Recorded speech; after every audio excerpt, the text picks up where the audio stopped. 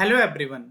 आप सभी के लिए एक इम्पॉर्टेंट अपडेट है कि आईएलएस यानी कि इंस्टीट्यूट ऑफ लाइफ साइंसेज जो कि उड़ीसा भुवनेश्वर में स्थित है, जो कि एक डीबीटी ऑटोनोमस इंस्टीट्यूट है। यहाँ पर पीएचडी प्रोग्राम जनवरी 2024 के लिए फॉर्म जो है वो ओपन हो चुके हैं। इसको चेक करने के लिए आपको आईएलएस की वेबसाइट पर जाना है। जब आप स्क्रॉल करते हुए नीचे जाएंगे तो आप देखिए यहाँ पर आपको एक लिंक मूव करता हुआ दिख रहा है जिस पर लिखा हुआ है advertisement for the position of JRF research fellow leading to PhD. जब आप इस पर क्लिक करेंगे तो आपको यहाँ पर एडवर्टाइजमेंट की लिस्ट दिखाई दे रही है। आपको यहाँ पर देख पा रहे हैं कि ये नोटिफिकेशन 18 जनवरी को रिलीज किया हुआ था। जब आप इस पर क्लिक करेंगे तो आपको कुछ इस तरह से यहाँ पर पीडीएफ दिखाई देगा। इस पीडीएफ को मैंने पहले से डाउनलोड करके रखा हुआ, तो चलिए इसे डिटेल में हम डिस्कस करते हैं। तो यहाँ पर देखिए जो आपका एडवर्टाइजमेंट है ये पीएचडी जेआरएफ पोजीशन के लिए है, यानी कि आप यहाँ पर जिनका नेट जेआरएफ क्वालिफाइड है तो वो यहाँ पर इस पोस्ट के लिए अप्लाई कर सकते हैं। टोटल नंबर ऑफ सीट्स जो है वो 25 है। यहाँ पर इसमें कुछ सीटें जो है जो गवर्नमेंट ऑफ इंडिया का रूल है उसके हिसाब से रिजर्व रखी गई हैं। यहाँ पर जो साइंटिस्ट है, जो फैकल्टी है, उनका नाम दिया गया और वो किस टॉपिक पर काम करते हैं वो यहाँ पर मेंशन किया गया है। और यहाँ पर बताया भी गया है कि अगर आप यहाँ पर ज्वाइन करना चाहते हैं तो उससे पहले आप एक बार वेबसाइट पर विजिट करके इनके काम के बारे में अच्छे से जान लीजिए। इसेंशियल क्वालिफिकेशन की बात करते हैं तो कैंडिडेट को एमएससी, एमटेक या एम फार्मा, एमबीएससी या इसके इक्विवेलेंट कोई भी डिग्री है या लाइफ साइंस में है तो वो यहाँ पर इस पोस्ट के लिए एलिजिबल है। उसके अलावा अलाइड सब्जेक्ट में biochemistry, biotechnology, bio informatics, biophysics, chemistry, microbiology at least minimum 55% marks होने चाहिए। इसके अलावा जो गवर्नमेंट ऑफ इंडिया का रूल है उसके हिसाब से जो कैटेगरी के स्टूडेंट हैं उनको यहाँ पर परसेंटेज में भी रिलैक्सेशन दिया जाएगा। अब वे स्टूडेंट जिनका अभी तक रिजल्ट नहीं आया और रिजल्ट आने वाला है तो वो स्टूडेंट भी यहाँ पर अप्लाई कर सकते हैं, लेकिन एक कंडीशन रखी गई है कि जब आपका इंटरव्यू होगा तो उस टाइम तक आपका जो फाइनल मार्क्स है वो आपको वहाँ पर सबमिट करना होगा। इसके अलावा कैंडिडेट को CSIR UGC JRF या फिर DBT JRF या फिर UGC RGNF यानी कि राजीव गांधी नेशनल फेलोशिप, इसके अलावा ICMR JRF, DST इंस्पायर है या उसके अलावा कोई भी नेशनल फेलोशिप है जो जिसकी वैलिडिटी जो है वो 5 साल के लिए, तो वो यहाँ पर इस पोस्ट के लिए अप्लाई कर सकता है। अगर यहाँ पे कुछ और कंडीशन भी रखी गई है, if the original certificate is unavailable the candidate must provide a photocopy of the original admit card and the particular result page highlighted their roll number.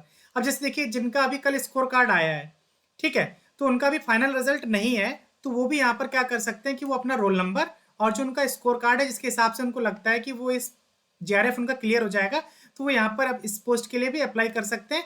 लेकिन एक कंडीशन रखी गई है कि जब आपका इंटरव्यू होगा तो उस टाइम पर आपको अपना जो डॉक्यूमेंट है ओरिजिनल वो वहाँ पर सबमिट करना होगा। Candidate with score card seats can also apply, however they must submit there certificate at the time of the interview if shortlisted.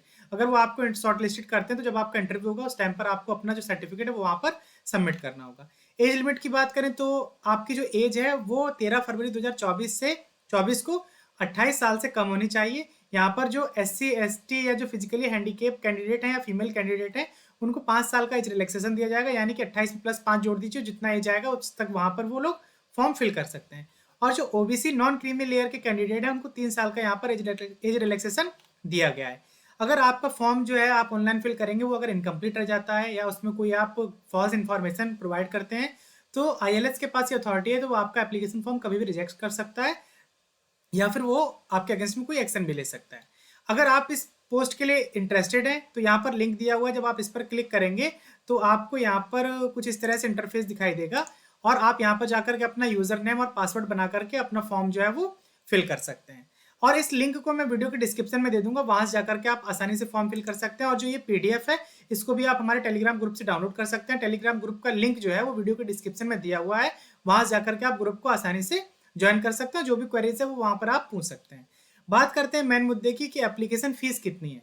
तो SC ST और PWD के जो कैंडिडेट हैं उनको यहाँ पर कोई फीस नहीं पे करना है और जो बाकी अदर कैटेगरी के जो कैंडिडेट हैं उनको नॉन रिफंडेबल अमाउंट फी करना है 500 रुपये।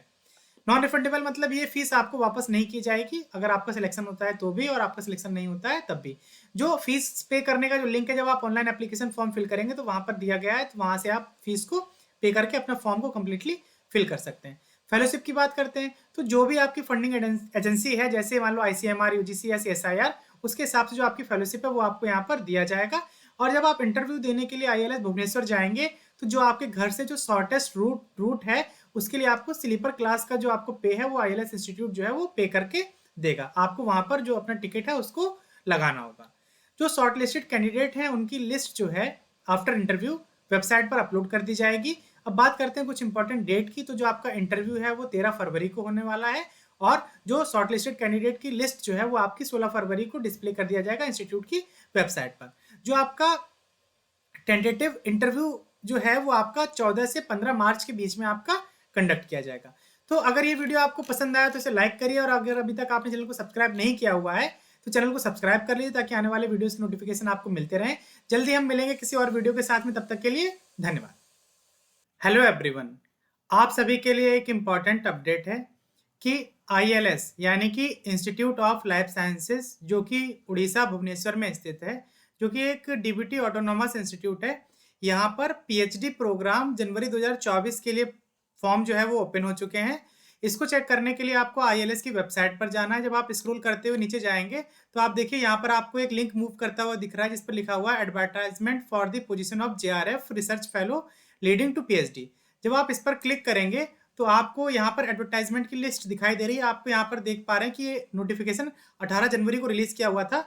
जब आप इस पर क्लिक करेंगे तो आपको कुछ इस तरह से यहाँ पर पीडीएफ दिखाई देगा। इस पीडीएफ को मैंने पहले से डाउनलोड करके रखा हुआ, तो चलिए इसे डिटेल में हम डिस्कस करते हैं। तो यहाँ पर देखिए जो आपका एडवर्टाइजमेंट है ये पीएचडी जेआरएफ पोजीशन के लिए है, यानी कि आप यहाँ पर जिनका नेट जेआरएफ क्वालिफाइड है तो वो यहाँ पर इस पोस्ट के लिए अप्लाई कर सकते हैं। टोटल नंबर ऑफ सीट्स जो है वो 25 है। यहाँ पर इसमें कुछ सीटें जो है जो गवर्नमेंट ऑफ इंडिया का रूल है उसके हिसाब से रिजर्व रखी गई हैं। यहाँ पर जो साइंटिस्ट है, जो फैकल्टी है, उनका नाम दिया गया और वो किस टॉपिक पर काम करते हैं वो यहाँ पर मेंशन किया गया है। और यहाँ पर बताया भी गया है कि अगर आप यहाँ पर ज्वाइन करना चाहते हैं तो उससे पहले आप एक बार वेबसाइट पर विजिट करके इनके काम के बारे में अच्छे से जान लीजिए। इसेंशियल क्वालिफिकेशन की बात करते हैं तो कैंडिडेट को एमएससी, एमटेक या एम फार्मा, एमबीएससी या इसके इक्विवेलेंट कोई भी डिग्री है या लाइफ साइंस में है तो वो यहाँ पर इस पोस्ट के लिए एलिजिबल है। उसके अलावा अलाइड सब्जेक्ट में biochemistry, biotechnology, bioinformatics, biophysics, chemistry, microbiology at least minimum 55% marks होने चाहिए।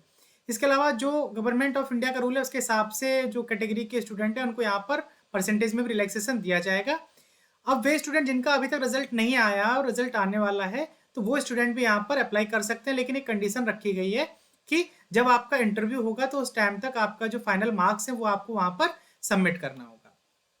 इसके अलावा कैंडिडेट को CSIR UGC JRF या फिर DBT JRF या फिर UGC RGNF यानी कि राजीव गांधी नेशनल फेलोशिप, इसके अलावा ICMR JRF, DST इंस्पायर है या उसके अलावा कोई भी नेशनल फेलोशिप है जो जिसकी वैलिडिटी जो है वो 5 साल के लिए, तो वो यहाँ पर इस पोस्ट के लिए अप्लाई कर सकता है। अगर यहाँ पे कुछ और कंडीशन भी रखी गई है, if the original certificate is unavailable the candidate must provide a photocopy of the original admit card and the particular result page highlighted their roll number.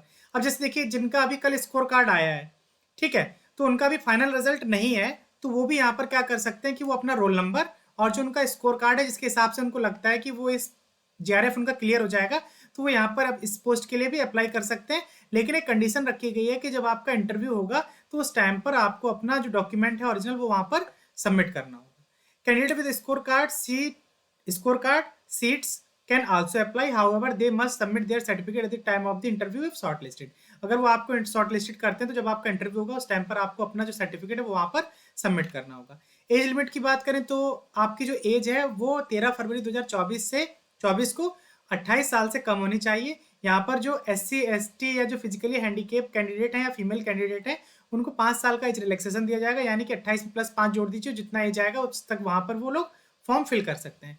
और जो OBC नॉन क्रीमी लेयर के candidate हैं उनको 3 साल का यहाँ पर age relaxation दिया गया है। अगर आपका फॉर्म जो है आप ऑनलाइन फिल करेंगे वो अगर इनकम्प्लीट रह जाता है या उसमें कोई आप फॉल्स इन्फॉर्मेशन प्रोवाइड करते हैं तो ILS के पास ये अथॉरिटी है तो वो आपका एप्लीकेशन फॉर्म कभी भी रिजेक्ट कर सकता है या फिर वो आपके अगेंस्ट में कोई एक्शन भी ले सकता है। अगर आप इस पोस्ट के लिए इंटरेस्टेड हैं तो यहाँ पर लिंक दिया हुआ है, जब आप इस पर क्लिक करेंगे तो आपको यहाँ पर कुछ इस तरह से इंटरफेस दिखाई देगा और आप यहाँ पर जाकर के अपना यूजर नेम और पासवर्ड बना करके अपना फॉर्म जो है वो फिल कर सकते हैं। और इस लिंक को मैं वीडियो के डिस्क्रिप्शन में दे दूंगा, वहां से जाकर के आप आसानी से फॉर्म फिल कर सकते हैं। और जो ये PDF है इसको भी आप हमारे टेलीग्राम ग्रुप से डाउनलोड कर सकते हैं। टेलीग्राम ग्रुप का लिंक जो है वो वीडियो के डिस्क्रिप्शन में दिया हुआ है, वहां से जाकर के आप ग्रुप को आसानी से ज्वाइन कर सकते हैं। जो भी क्वेरीज है वो वहां पर आप पूछ सकते हैं। बात करते हैं मेन मुद्दे की कि एप्लीकेशन फीस कितनी है। तो एससी, एसटी और पीडब्ल्यूडी के जो कैंडिडेट हैं उनको यहाँ पर कोई फीस नहीं पे करना है, और जो बाकी अदर कैटेगरी के जो कैंडिडेट हैं उनको नॉन रिफंडेबल अमाउंट फी करना है 500 रुपए। नॉन रिफंडेबल मतलब ये फीस आपको वापस नहीं की जाएगी, अगर आपका सिलेक्शन होता है तो भी और आपका सिलेक्शन नहीं होता है तब भी। जो फीस पे करने का जो लिंक है, जब आप ऑनलाइन एप्लीकेशन फॉर्म फिल करेंगे तो वहां पर दिया गया है, तो वहां से आप फीस को पे करके अपना फॉर्म को कंप्लीटली फिल कर सकते हैं। फेलोशिप की बात करते हैं, तो जो भी आपकी फंडिंग एजेंसी है, जैसे मान लो आईसीएमआर, यूजीसी या सीएसआईआर, उसके हिसाब से जो आपकी फेलोशिप है वो आपको यहाँ पर दिया जाएगा। और जब आप इंटरव्यू देने के लिए आईएलएस भुवनेश्वर जाएंगे, तो जो आपके घर से जो शॉर्टेस्ट रूट है, उसके लिए आपको स्लीपर क्लास का जो आपको पे है वो आईएलएस इंस्टीट्यूट जो है वो पे करके देगा। आपको वहां पर जो अपना टिकट है उसको लगाना होगा। जो शॉर्ट लिस्टेड कैंडिडेट हैं उनकी लिस्ट जो है आफ्टर इंटरव्यू वेबसाइट पर अपलोड कर दी जाएगी। अब बात करते हैं कुछ इंपॉर्टेंट डेट की। तो जो आपका इंटरव्यू है वो 13 फरवरी को होने वाला है, और जो शॉर्ट लिस्टेड कैंडिडेट की लिस्ट जो है वो आपकी 16 फरवरी को डिस्प्ले कर दिया जाएगा इंस्टीट्यूट की वेबसाइट पर। जो आपका टेंटेटिव इंटरव्यू जो है वो आपका 14 से 15 मार्च के बीच में आपका कंडक्ट किया जाएगा। तो अगर ये वीडियो आपको पसंद आया तो इसे लाइक करिए, और अगर अभी तक आपने चैनल को सब्सक्राइब नहीं किया हुआ है तो चैनल को सब्सक्राइब कर लीजिए, ताकि आने वाले वीडियोस की नोटिफिकेशन आपको मिलते रहें। जल्दी हम मिलेंगे किसी और वीडियो के साथ में, तब तक के लिए धन्यवाद।